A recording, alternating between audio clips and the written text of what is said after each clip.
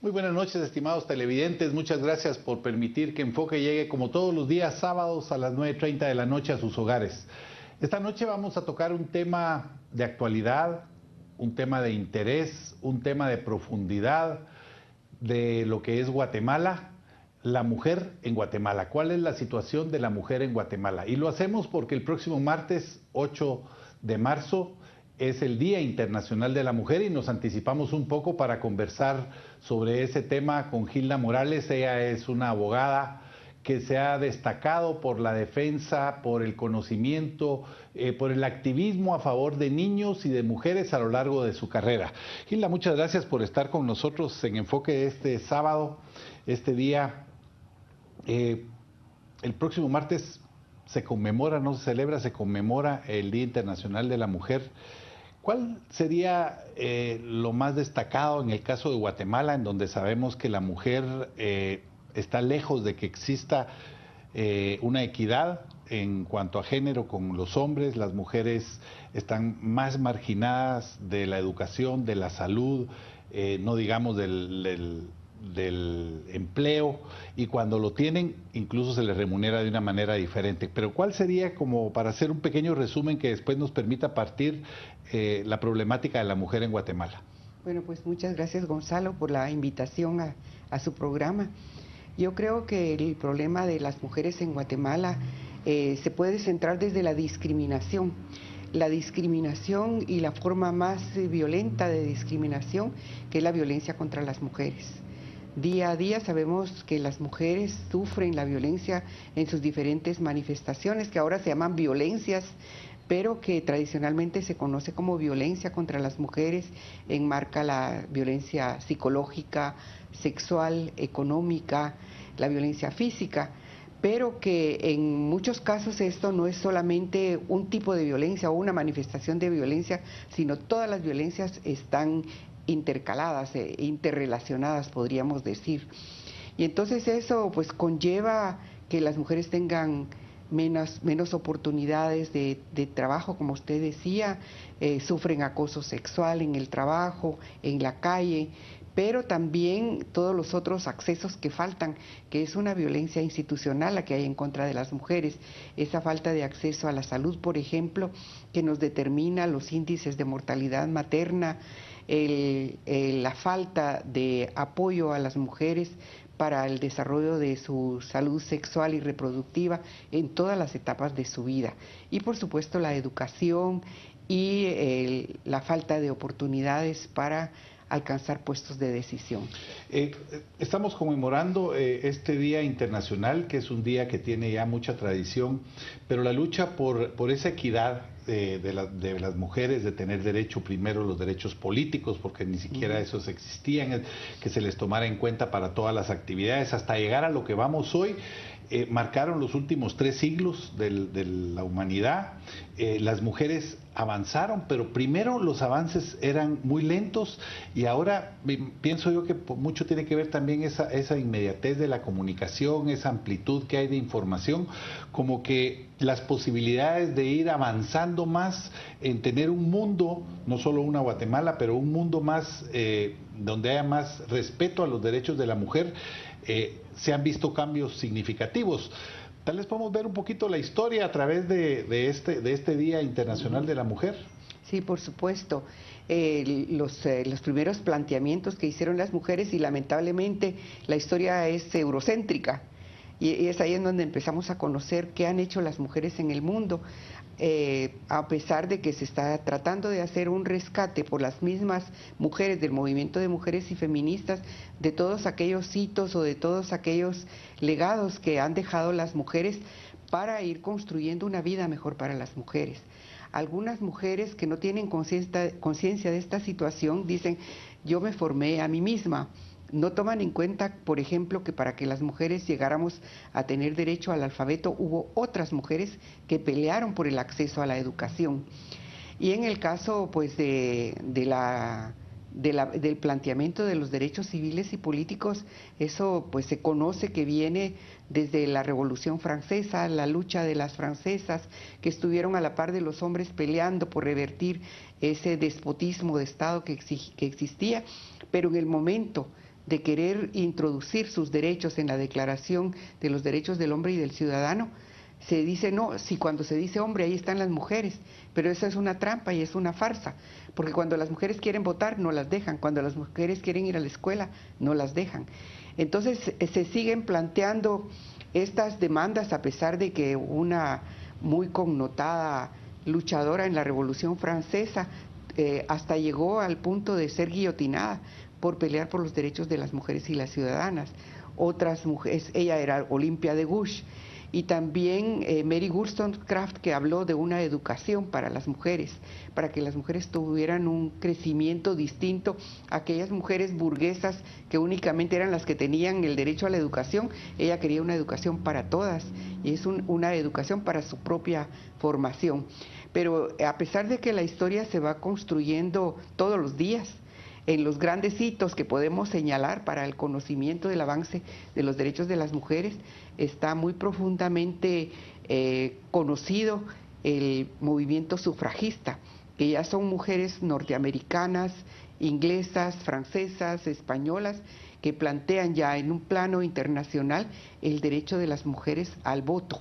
Es increíble, pero hasta en el siglo XX es cuando se empiezan a dar todas esas aperturas, porque todavía en el siglo XIX todavía había muchas restricciones en los países más avanzados, entre comillas, para que la mujer pudiera acudir y votar con igualdad de género con el hombre.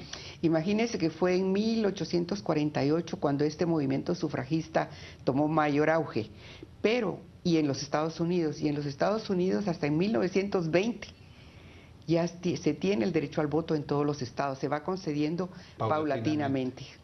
Bueno, y ahora en Guatemala estamos en un debate muy interesante porque el tema de la equidad en la participación, ya tenemos el derecho de voto obviamente, pero en la participación y en la proporción de participación para diputados y para concejales en las municipalidades se convirtió esta semana en un gran debate a nivel nacional que de alguna manera antecede a esta fecha que vamos a conmemorar la próxima semana. Por supuesto, bueno, para las mujeres participar políticamente ha sido un valladar, se han encontrado valladares que muy difíciles de superar, primero porque se negaba por completo la participación.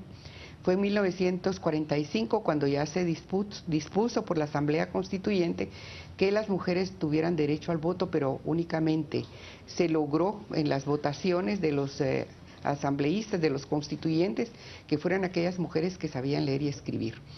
El derecho universal al sufragio se alcanza hasta en la Constitución de 1965. Sin embargo, se mira que a pesar de estar formalmente establecido, las mujeres cuando empiezan a participar, que es mucho más tarde, van teniendo una participación en los partidos políticos que refleja el traslado de los oficios domésticos al seno de los partidos políticos. Son las encargadas de organizar las sedes, cuando va a haber una asamblea, cuando va a haber una reunión, de comprar la comida, de arreglar todo. Y cuando es el momento ya de plantear las listas electorales, cuando mejor les va, las ponen en la cola de las listas. O sea que llegar a la diputación, en este caso que estamos hablando, es muy difícil.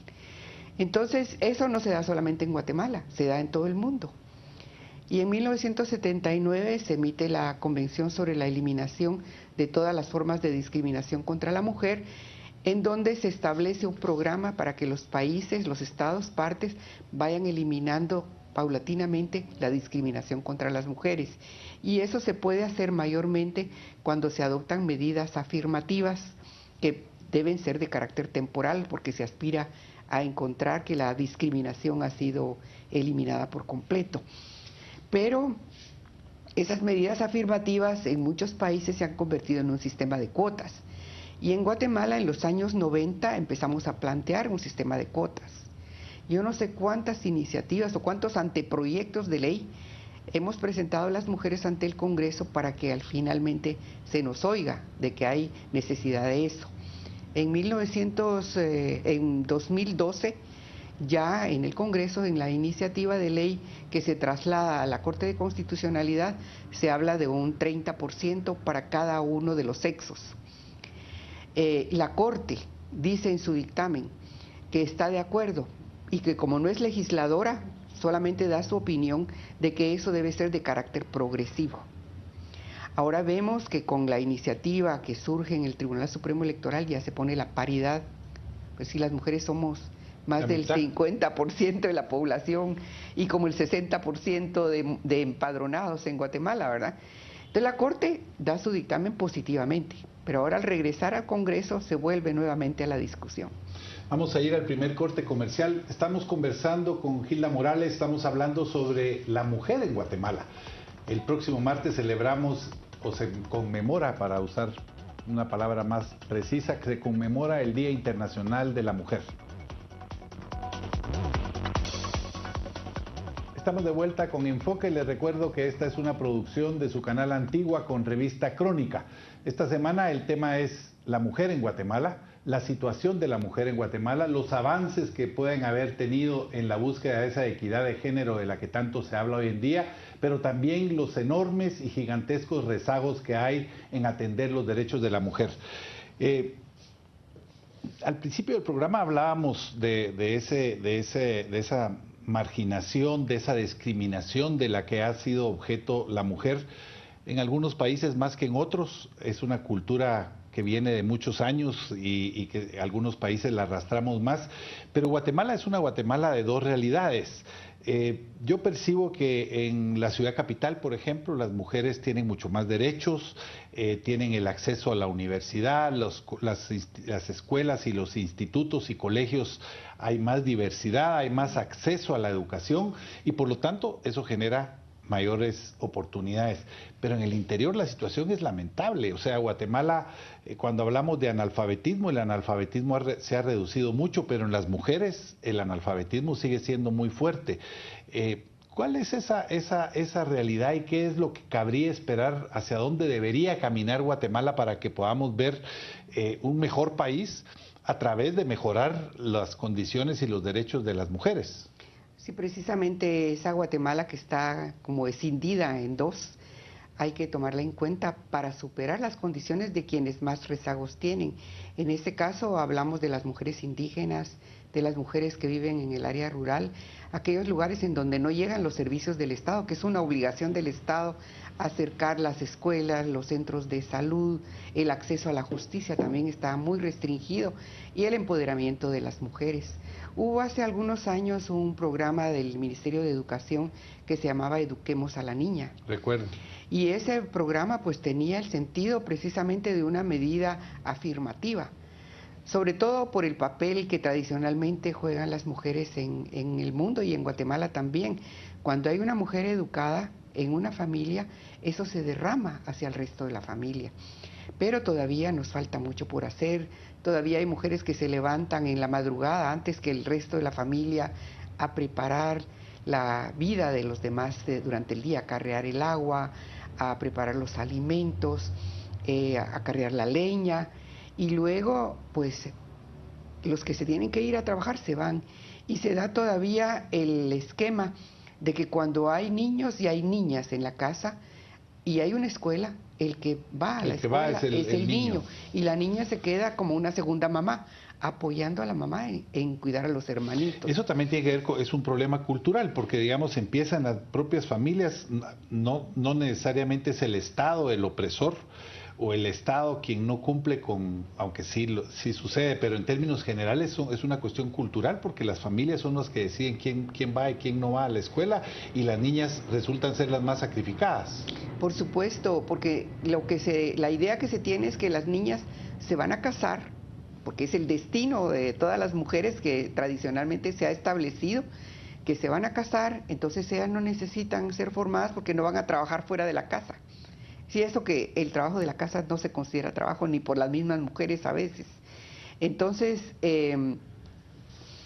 tampoco tienen derecho a la herencia. Si hay un terrenito por ahí, ¿a quién se le deja? Se le deja al hombre, porque él va a tener que mantener una familia y se cree que la mujer va a ir al seno de otra familia en donde supuestamente el hombre con el que se va a casar o se va a unir va a tener un terreno, pero cuando las mujeres se encuentran viudas, separadas o golpeadas y por eso se separan del marido, se quedan sin nada. No Bueno, y nada. esto viene, es una cultura muy que viene incluso de Europa, ¿verdad? Esa de las herencias. Sí. En Europa el hijo y sobre todo el primogénito era en realidad quien recibía la herencia y los demás tenían a veces que vivir del hermano, Claro.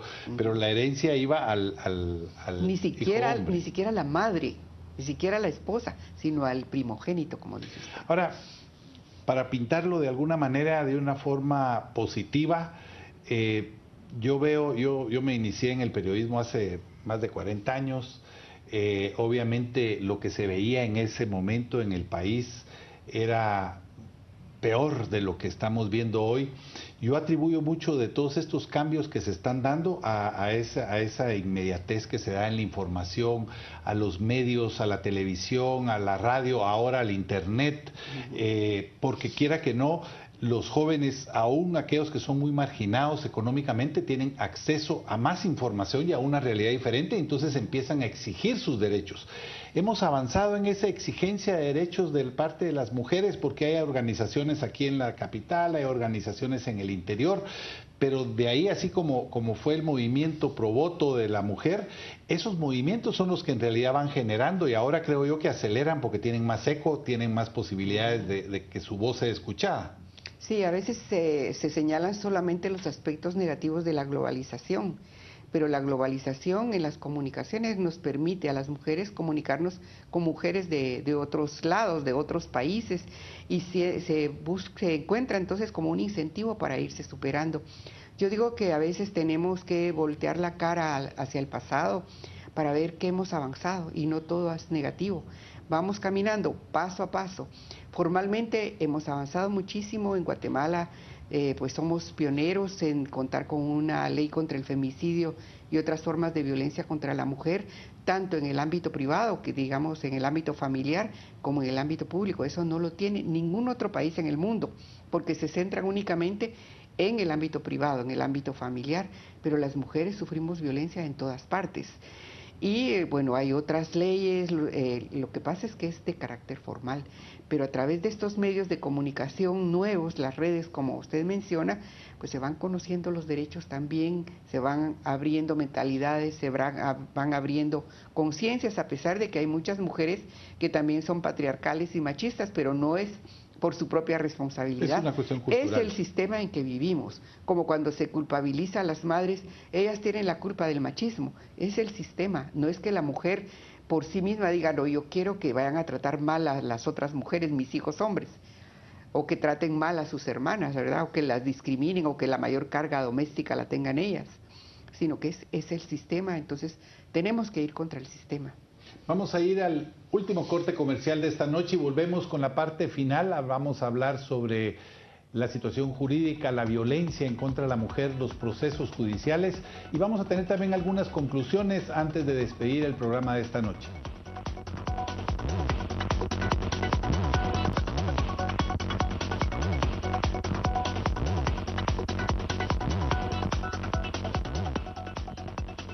Estamos de vuelta con la parte final de Enfoque. Esta noche hablamos sobre la situación de la mujer en Guatemala. Hilda, nos van quedando pocos minutos ya y como siempre pues hay que tratar de darle la mayor información posible a nuestros televidentes. A mí me parece muy interesante porque ha habido un cambio y creo que es importante que a través de la televisión en este caso, pero que se sepa, hoy en día yo siento que una de las fuerzas que tiene este movimiento, que puede hacer este movimiento feminista, pero un movimiento en realidad social, es que ahora se pueden hacer más denuncias, ahora hay una forma más libre de hablar, hay menos temor, eso percibo yo, por supuesto que todavía hay grandes barreras que pasar, pero las estamos saltando precisamente por eso. Hoy en día lo vemos en los tribunales. Antes llevar un caso de agresión sexual, de violencia intrafamiliar era casi imposible y ahora hay muchos casos de esos que están llegando a tribunales. ¿Se percibe, es una percepción solamente periodística o es una realidad usted que lo vive en derechos humanos? Es una realidad. Por supuesto que tuvo que existir una ley específica para eso. Empezamos en el plano internacional con una convención sobre para prevenir, sancionar y erradicar la violencia contra la mujer. Cuando se plantea aquí en Guatemala una ley para descender o para armonizar la legislación interamericana en Guatemala, pues hay un juego y se pone una ley para prevenir, sancionar y erradicar la violencia intrafamiliar. Es decir, como que la violencia es de todos contra todos en la familia y que todos y todas tienen que ser protegidas. Pero esa ley no tiene sanciones. El nombre es demasiado ambicioso, no tiene ninguna sanción, salvo que la violencia fuera tan grave que ya tuviera lesiones y llegaría a constituir un delito, pero se sale del marco de esa ley. Cuando ya se tiene la ley especializada, que es la ley contra el femicidio y otras formas de violencia contra la mujer, en esa misma ley hay políticas públicas que permiten la creación de una jurisdicción especializada en el seno del organismo judicial, que permite el fortalecimiento de la Fiscalía de la Mujer en el Ministerio Público y que surgen una serie de medidas que se toman para la investigación en el propio INASIF y para el apoyo emocional de las mujeres que ya tenían en sus organizaciones servicios de atención, ya tienen un respaldo para una atención integral, ya no se tiene aquel temor o aquel señalamiento de que están trabajando con las mujeres, que las mujeres son víctimas provocadoras de la violencia, sino que ya se tiene una nueva concepción. Y por supuesto eso paulatinamente se va incrementando, se empieza con 3 juzgados especializados a nivel nacional, ahora hay ya muchos más en varios departamentos y eso hace precisamente que las mujeres se empoderen, que las mujeres puedan llegar y que haya organizaciones de mujeres que las acompañen. Bueno, para terminar presentando un panorama, digamos, más agradable y sobre todo más esperanzador, es interesante, pero las mujeres profesionales son excelentes, no se puede hacer ni siquiera una comparación, en muchos casos yo diría que son hasta bastante más eficientes que los hombres, pero también lo estamos viendo ya en la vida pública, o sea, en Guatemala ya hemos visto casos en donde funcionarios, en donde empresarios, en donde ejecutivos de grandes compañías son mujeres. Tenemos ejemplos interesantes que presentar como para que nuestros televidentes puedan saber y confirmar que la mujer no es que pueda jugar un papel importante en el desarrollo del país, es que ya está jugando ese papel importante. Claro. Sí, hay mujeres extraordinarias que han apoyado estos planteamientos de las organizaciones de mujeres, porque ese reconocimiento de que viene de la sociedad civil, el incremento del reconocimiento de los derechos de las mujeres se hace incluso en el plano internacional.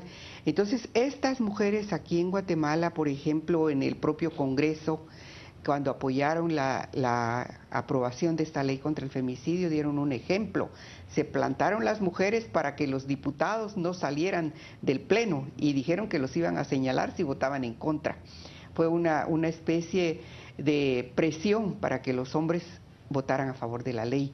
En el organismo judicial también ha habido grandes ejemplos que podemos mencionar, como que han abierto o ha habido una apertura para la creación primero de una unidad de la mujer y análisis de género, que luego se incrementa o se dimensiona de mejor manera como una Secretaría de la Mujer, que es respaldada por Tel Maldana, y ahora las otras magistradas lo siguen apoyando también, y luego Claudia Paz y Paz en el Ministerio Público fortalece la Fiscalía de la Mujer, y no digamos ahora que está Tel Maldana al frente de esta institución, que también pues da unas muestras de conciencia de mujer, de conciencia de género, para ir apoyando a las mujeres que necesitan acceso a la justicia.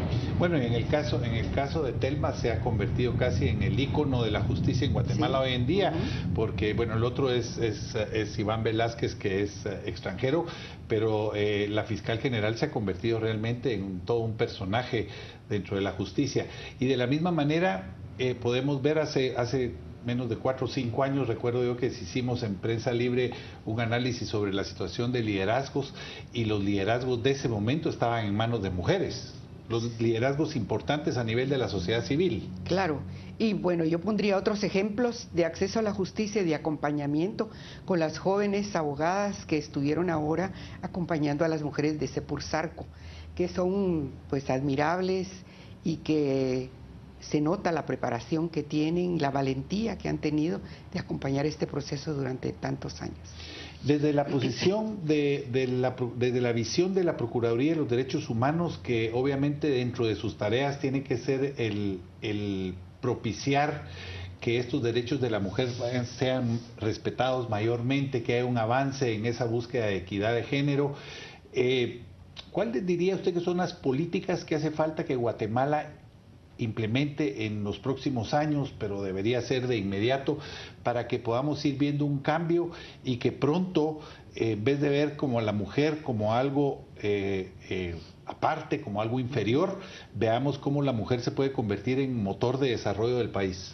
Bueno, hay una política que es en el periodo 2008-2023 que tiene que ejecutarse, que tiene que respaldarse mayormente, que es la Política Nacional de Promoción y Desarrollo Integral de las Mujeres Guatemaltecas, y su plan es de este periodo, que eso depende su impulso de la Secretaría Presidencial de la Mujer, pero como también tenemos que vernos para adentro en nuestras instituciones, en la actual administración y como una iniciativa de la Federación Iberoamericana del Ombudsman, estamos promoviendo una política institucional de género para ver cómo estamos las mujeres dentro de la Procuraduría y cómo podemos prestar un mejor servicio a las usuarias.